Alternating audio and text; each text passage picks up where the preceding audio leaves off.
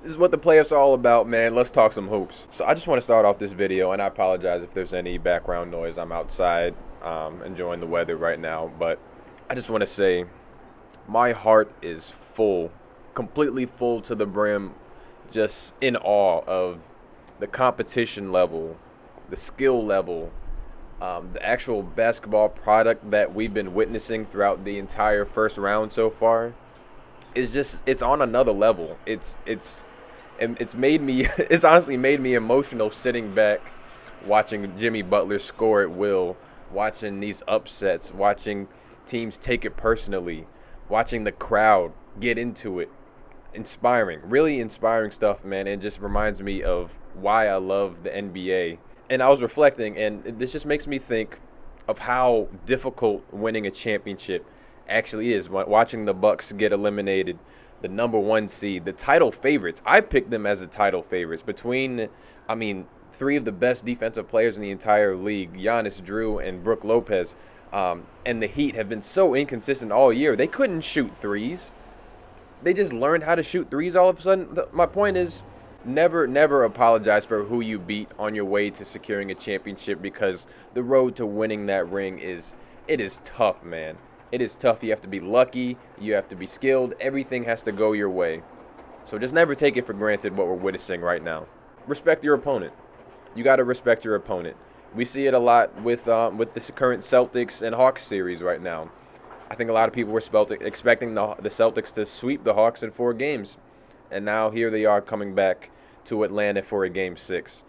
And it's just because I think they're looking ahead too much. They're looking forward towards Philly, or even beyond that. They're watching the Miami series saying, oh, are we going to play the Bucks? Are we going to play the Heat? You got to focus on winning one game. You can't look at all 16 in its totality. Just think of the opponent in front of you and how you're going to win that game. That's how you have respect for your opponent and how you have respect for the game. Staying in the East, I gotta talk a little bit more about Jimmy G Buckets. The G stands for Gets. How does he keep turning into Michael Jordan every single playoffs? It doesn't make sense. He is like a 20-point per game scorer in the regular season. I think his numbers were like 20 and 6 and 4 or something like that. I'm just completely making that up. Below average 3-point shooter. He might have even been in the 20s, definitely the low 30s.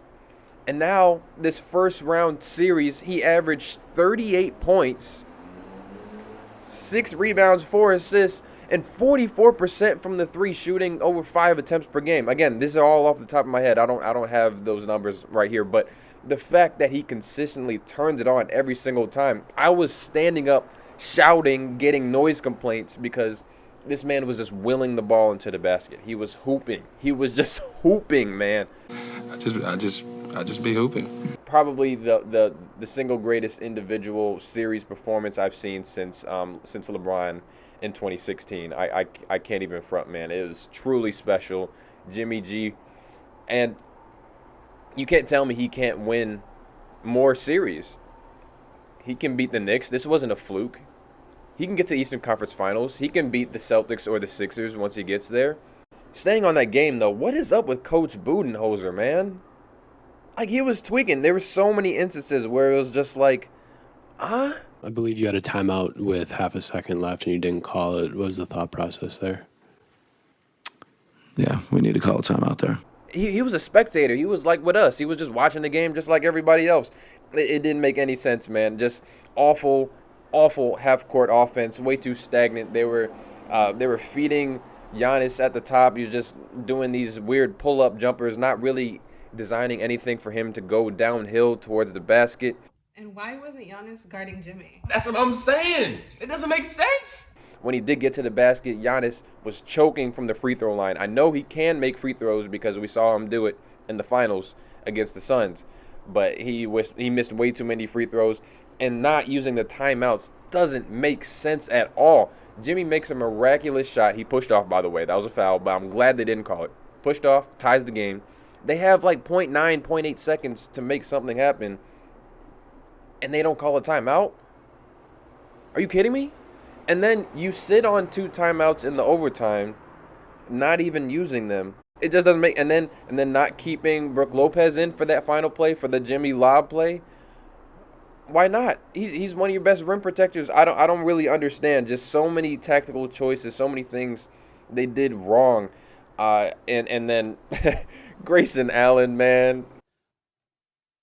What the hell was that? Grayson Allen. You should just retire, big bro. It's a wrap for you, man. I don't know. What are you thinking, man? Dribbling out the clock? Come on, you got to get a shot off, man. You have to get a shot off. If my team had lost like that, I think the entire city of Philadelphia would have just collapsed upon itself like a black hole or something, and the city would have just ceased to exist. I don't even know. I don't even want to think about that. I'm not thinking about that right now. I've been enjoying these playoffs because Philly has done their work early. We respected our opponent, mind you, and now we've got to relax, got to get a little healthier before we face our second round opponent, whoever it is. I'd also like to talk about Giannis' comments on failure. Basically, he was asked by a reporter if he views this entire season as a failure. It's a wrong question. There's no failure in sports. You know, there's good days, bad days. Some days you are able to be successful. Some days you're not. If only they had a word for not success. Maybe one that starts with an F and rhymes with failure. I don't know. Some days it's your turn, some days it's not your turn. And that's what sports is about. You don't always win. Some other people's gonna win. And this year, somebody else is gonna win. Losing is a part of the game. It's about learning, building off of that. But this is a failure. From the Bucks and from Giannis to be the 1 seed, to be expected to make a deep playoff run, to lose to the 8 seed, no matter which way you slice it, it's a failure. That doesn't mean the whole season was a wash and you didn't learn anything. Failure's not a bad thing, man. He said there's no failure in sports. Failure is sports, man. It's a metaphor for life. You're gonna lose more times than you win. You're gonna fail more times than you succeed. The Bucks failed, and that's okay. Own it. Move on from it. That's what he's trying to say, but don't be afraid of the word failure. He said not success. It was just someone else's time. I don't believe that. You failed. That's okay. Anyway, I just that comment is getting a lot of, and that video is getting a lot of views and traction right now. So that's what came to mind. I felt like I needed to comment on that. I'll tell you another way these playoffs are just completely shattering all of my expectations. I don't know if y'all are believers in the basketball gods, but one thing I've been a strong believer of is throughout the regular season as a team, you prove who you are. That's your time to prove, to establish your identity.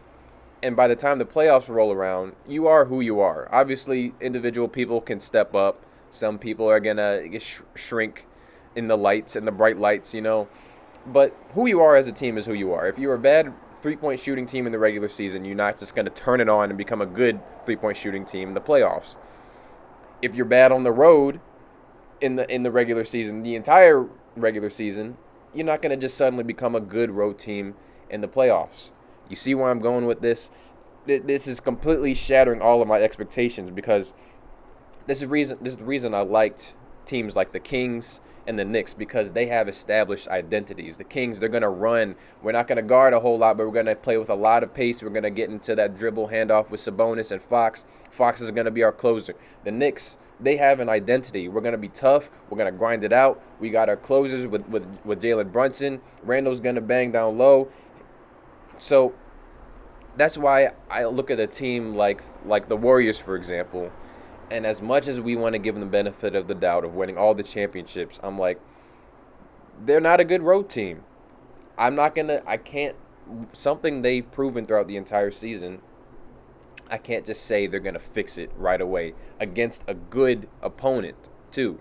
So the fact that the Warriors are on the verge of closing this one out is honestly kind of surprising to me. It shouldn't be. And similarly, with the Lakers, and even the Suns to a lesser extent, the Suns had to deal with a Clippers team without Kawhi and Paul George. But with the Lakers, teams don't just assemble a whole new team at the deadline and then win a championship.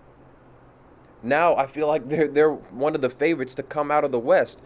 That doesn't sit right with my spirit. That's not like something I believed in, and I'm rooting for the Lakers. I want LeBron to win, but this is what makes the playoffs so unpredictable, especially this year, because anything has happened. Any existing notion you had is completely out the door. Anyway, man, I'm sad that round one is wrapping up, because this has been probably the best first round of basketball I've ever experienced, and I can only hope that it'll continue to build off of this. But the mighty 1 seed has fallen, so my question for you all is, who's going to win the championship? Let me know in the comments. I'll see you on the next one.